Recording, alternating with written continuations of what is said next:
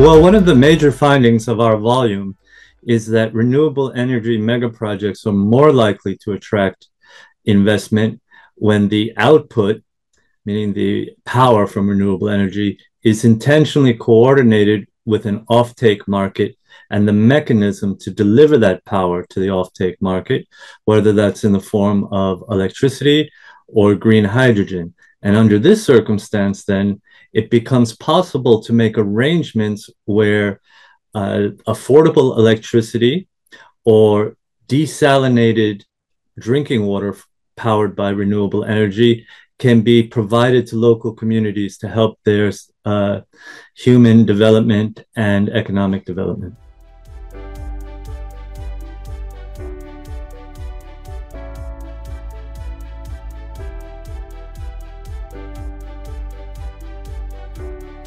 Our volume finds, in terms of green hydrogen, the best, most cost-efficient way to transport green hydrogen is in the form of seaborne shipments of green ammonia. This would mean, already we see this from Morocco, from Egypt, or poised. Egypt, of course, with the Suez Canal, can ship in many directions.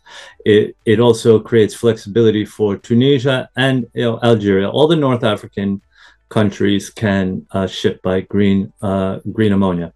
And we're a little skeptical about green hydrogen shipments as pipelines. We raised several concerns about its feasibility. This is mostly for the case of Algeria via Tunisia. But if those can be overcome, then we're looking at also an alternative pipeline route via Italy through Central Europe. Electricity, what we find is it also has an important role to play, but the extent of the electricity interconnections depends on two factors. One is meeting the first condition that I outlined in the answer to my question previously, and then the second is the intra-European connection. So, for example, Morocco's X-Links project is slated to supply 8% of the UK's power, the same as a nuclear power plant at Hinkley Point. But Morocco has interconnections with Spain, but Spain is a relatively electricity island in the European system. So Morocco couldn't really ship more electricity to the rest of Europe. And we have a parallel case with Greece. So again, it depends on the interconnections.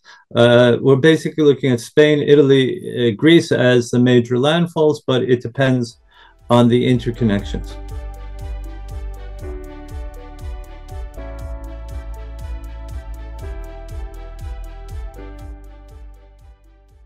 This was another major key finding of our volume, that we found that the most significant advantages come with foreign direct investment.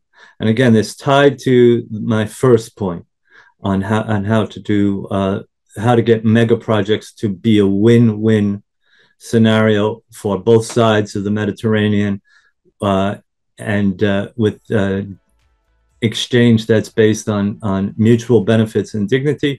Loans, on the other hand, have proven to be the worst because they just add to a crushing debt burden that's faced by several of these countries. And that debt burden is actually a major impediment to the energy transition and just general green transition in these countries.